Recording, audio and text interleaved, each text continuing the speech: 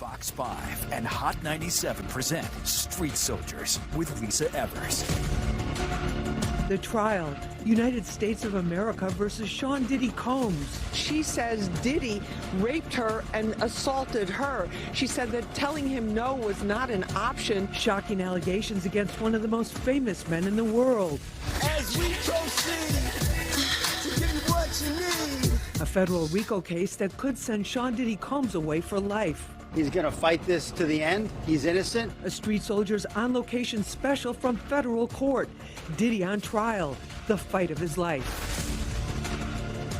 I'm so glad you're joining us for this special episode of Street Soldiers on location at the Diddy Trial. I'm your host, Lisa Evers. We're bringing this to you from our street side pop-up studio outside federal court.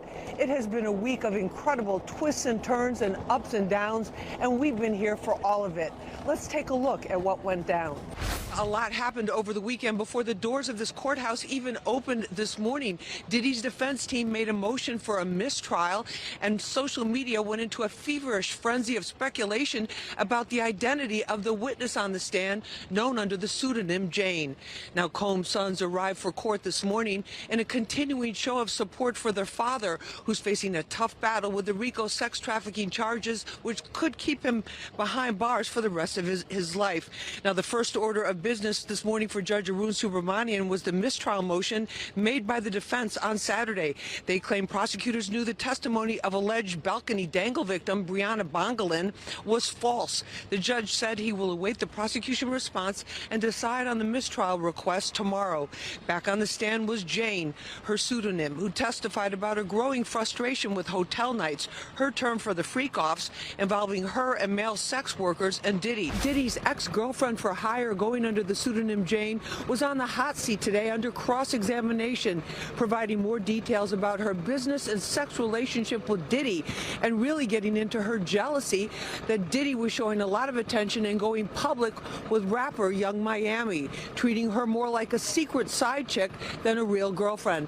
Now, Mrs. Janice Combs was leaving court this afternoon with 3 of Combs' sons after sitting through all of this testimony today. Now, for the first time in this trial, which is in its 5th week, there's an issue with the juror.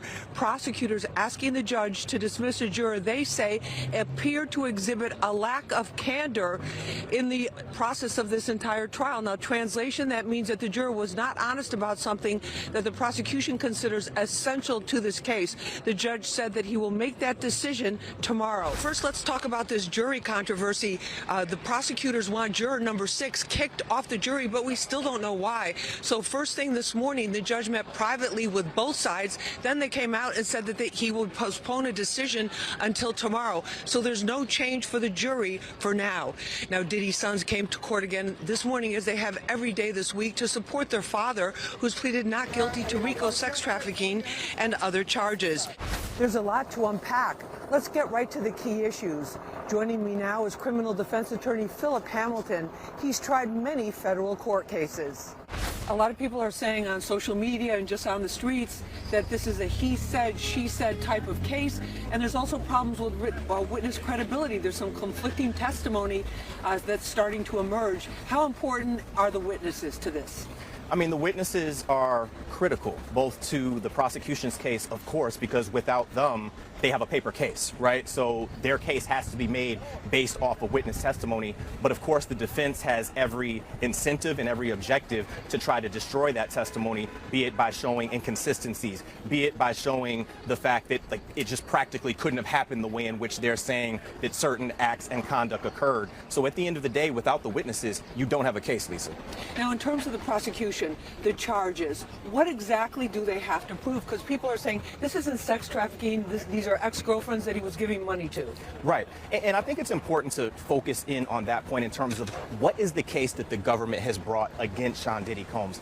And I think, to be very clear and helpful for all the viewers, this case is not solely about sex trafficking, right? There are some standalone counts of sex trafficking on the indictment where he's accused of doing as much, but he's also charged with the RICO. He's also charged with essentially interstate prostitution, right?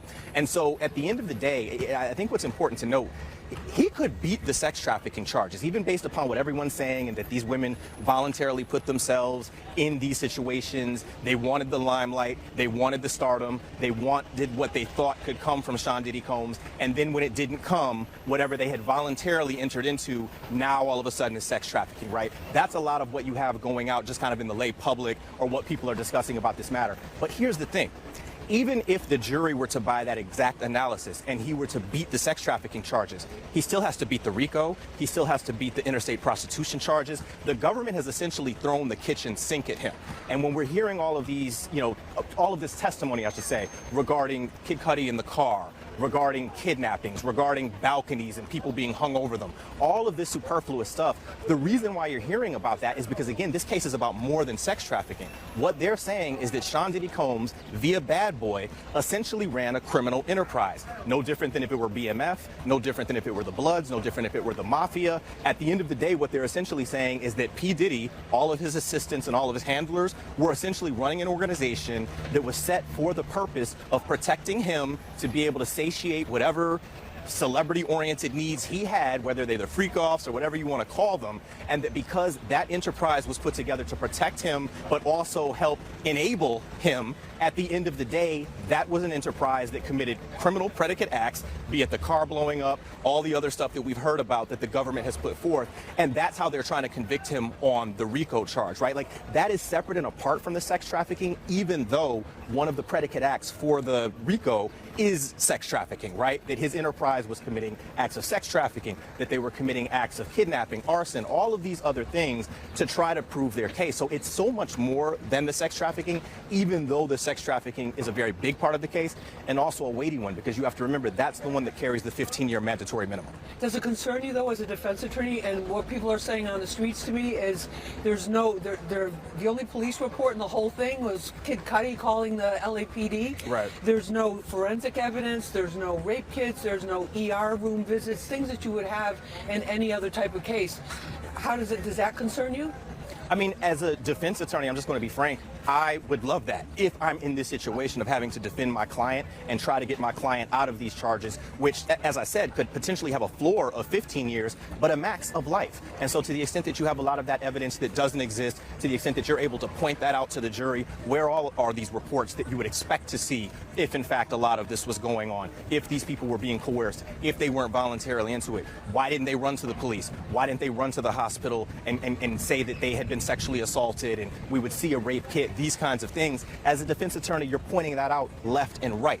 From the start of the case, which is exactly what happened with the defense in their opening, all the way through your cross-examinations, all the way until the end in summation, which we know we'll be hearing. So as a defense attorney, you love to be in that situation. Now, what about, finally, some of the witnesses have testified that they were given immunity for their testimony. Does that mean they can lie on the witness stand without consequences or with impunity? No, they can't lie, but to the extent that they end up testifying to acts and conduct that could otherwise, but for that immunity agreement, have them arrested or have them sitting in here on a conspiracy indictment or some other kind of RICO racketeering type of indictment, they have immunity to be able to say whatever they are saying is the truth without having to worry about, could this come back on me? And then I end up in prison for talking about potentially some illegal conduct that I participated in. But if they get on the stand and lie, what that immediately does, and what the government is always very clear about, is it undercuts your immunity agreement. They'll snatch that immunity away, and then you could be in a situation where you're sitting in front of a judge and a jury fighting for your life. What about the defense team? What do they have to do in order to score a big win here?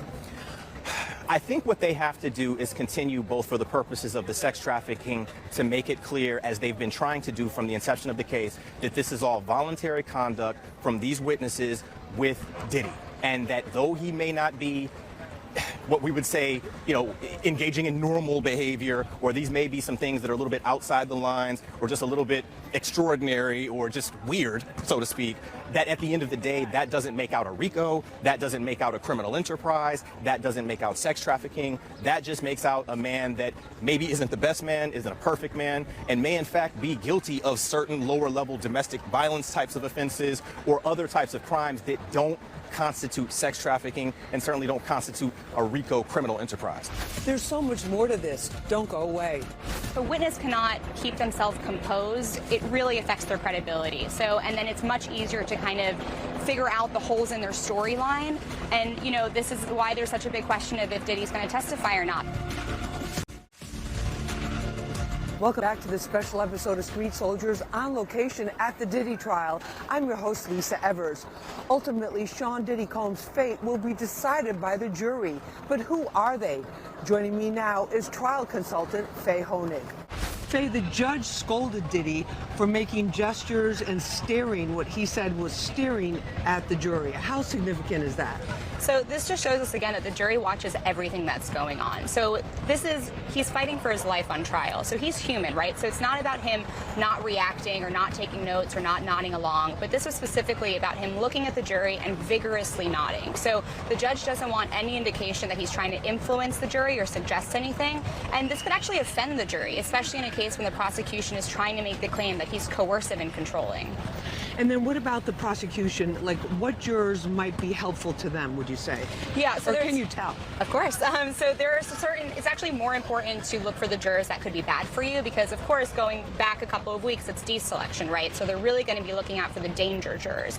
So there's a couple of jurors that I think the prosecution should be worried about. There are a bunch of logical, analytical jurors. There's an investment banker, there's a JP Morgan worker, there's a scientist with a PhD in molecular biology. These are the types of jurors that are really going to be looking analytically at the evidence. They're going to be looking at jury instructions very closely, and they're really going to be seeing if the government's proven their burden. And then in terms of the defense, who would be most hurtful to the defense? So the defense also has some potential killers. So there's a lot of social workers on this jury. There's caregivers, there's sympathetic people. So these are the types of jurors that are going to be really taking the evidence fully on. They're not going to shy away from the emotional testimony, and those jurors could really sway the rest of them. And then in terms of this particular group, this group of jurors, give us an idea of who's actually on the jury. So it's actually quite a diverse jury, which we tend to see in these longer cases in SDNY because they're pulling from multiple counties. So the jury is more male, it's older, and it's more higher educated, but you're also getting a very diverse group of people. And then what about what some people are calling a cultural disconnect? Because Diddy was in a very fast lane lifestyle, the celebrity lifestyle, this music industry where it's much, much different than people who are working a 9 to 5 and have a much more typical standard type of lifestyle. How important is that in this case to the jurors? So it's pretty interesting, and I think this brings me back to kind of what I would call the wild card of the jury. There's one juror on there that is an actor and a masseuse. So it's very interesting he's on, and he's truly a wild card because as an actor, he could really understand kind of where Diddy's coming from, that these accusers may try to take advantage of him as much as they claim he was taking advantage of them. But at the same time, being a masseuse, he could be totally desensitized, and he could bring in kind of individual knowledge and end up being a leader as well. And then in terms of the jury reaction, very hard for us to see what their faces, what kind of reactions they're making, whether they're taking notes or not taking notes. But what do you think are the things that we should be watching for with the jury? So I get asked, are there anything? Yeah, I get asked this a lot, and I think it's important to see how the jury's reacting, but it's also not the most important thing. So of course it's important if the jury is, leaning forward, engaging, taking a lot of notes. If they've kind of been sitting back and then a witness comes on and they're furiously taking notes, that's important. But at the same time, in our focus groups and in trials that we've seen, you get the jurors that are really paying attention and then go the complete opposite way, or the jurors that aren't taking notes at all and then end up being the leaders. So I think you have to be a little bit cautious when you're looking at how the jury's actually reacting. What about the emotional outburst? For example, one of the witnesses, the witness known as Jane, she snapped back at Jenny Garagos during cross-examination and just really kind of lost her cool. And I think she realized it because she said, Your Honor, I need a break. Yeah. And the judge, they immediately broke. How does the jury see that type of thing? So that goes more towards credibility in my mind. If a witness cannot keep themselves composed, it really affects their credibility. And then it's much easier to kind of figure out the holes in their storyline. And, this is why there's such a big question of if Diddy's going to testify or not, because it could really easily, quickly affect his credibility. And the credibility of the witnesses has also come under fire and under question by some of the court watchers and some of the lawyers who are watching this case. How important is the witness credibility? It's everything. I mean, they're what the prosecution is putting their whole case on. To talk about these kind of coercive control and the psychological manipulation, you have to go right to the source, right? So if someone who's claiming that Diddy had psychological manipulation and control over them, but is, mincing their words or is talking about how many drugs they used to do and doesn't remember, is getting the timeline wrong, I mean, that's the whole prosecution's case. We've got more for you after this. There has been no shortage of oohs, ahs, and oh my God since the onset of this trial. Welcome back to this special episode of Street Soldiers on location at the Diddy Trial. I'm your host, Lisa Evers. Celebrity lifestyles are front and center in this case. Let's find out more about them from New York Post lifestyle reporter Asia Grace. What is it about this Diddy trial that has us all so fascinated? Lisa, there has been no shortage of oohs, ahs, and oh my God since the onset of this trial. It's an international spectacle fit for the international superstar that Diddy once was. This trial has really garnered the attention very similar to that of O.J. Simpson in the 90s. However, now we have our fingertips right there at the World Wide Web, and we can talk and say as much as we'd like. And let me tell you, these TikTok talkers, these keyboard critics, they are literally commentating on every single aspect of this very high-profile case. For years, people watched Diddy's star rise, and there were whispers and there were rumors, and now that we're here, those same people are gathering to watch and see whether or not it would actually fall. What about the social media frenzy? Oh, you cannot open TikTok, Instagram, or Twitter without being slapped in the face with some new, splashy, salacious headliner update. Each headliner update more salacious than the last. And social media, we can all agree, it can be a blessing and a curse, especially in situations like this. A blessing in that it kind of serves as like an information hub. So we're feeling like we're in the room with you all and the prosecutors, the defense, Diddy himself. But it also serves as a curse because a lot of social media sleuths, these wannabes, they dig up information, trying to go viral, and then some of that information is put out and it's either false or prematurely released, right, or it's privileged information. So, as a social media society, we do have to, take certain things with a grain of salt. We all want to spill the tea and receive the tea, but we all have a responsibility to make sure our sources are credible and that, we're just watching for the truth. And then you've watched through hip-hop, through his evolution, his, the stardom and the rise and everything like that. But now it seems like hip-hop has amnesia about what a trailblazer he really was. It's hard to deny that Diddy absolutely solidified his spot on the hip-hop Mount Everest, or Mount Rushmore, I should say.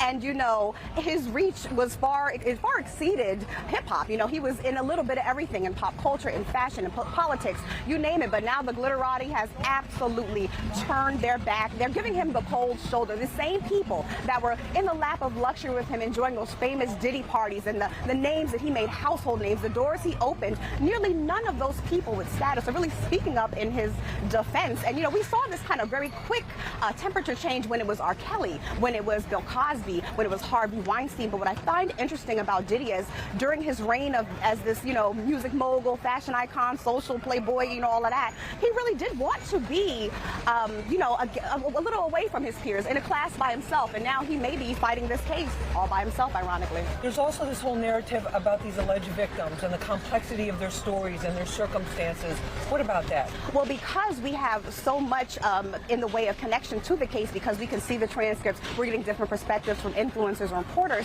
a lot of people are making early judgments. When they hear victims or witnesses say, I don't know, I can't remember, then things become, questionable. Well, did it really happen? And I don't know if that's a strategy as far as the defense is concerned, but I do know that at the end of the day, there has been so many things that have come out from this case, and people online are, whether it's the no Diddy trend or the free Diddy trend, whatever side of the fence you're on, I think everyone is very invested in knowing who they've held on this pedestal, who they've supported all these years. Is he the man behind the mask, the monster behind the mask that people are alleging, or is he really just being wrongfully accused?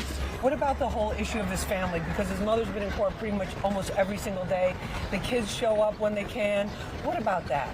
Well, I do believe that the family initially had come out to support. They wanted to show their faces, to show that they love him. But after some of the testimony, I do understand that it seems to be like the family is not so much the focus. I don't know if that was initially a sympathy ploy from his team, hoping to show that he's a human. He's not just some, you know, faceless, nameless, almighty somebody, but he's actually a father, a son, a friend. However, because of the testimony and the alleged sexual abuse, alleged drug use, and alleged violence, I don't know that even the family aspect of his defense is really pushing the needle. Right now, things are so up in the air, and everyone's just so locked in because they're so surprised at what they're learning throughout this trial. We'll be right back after this.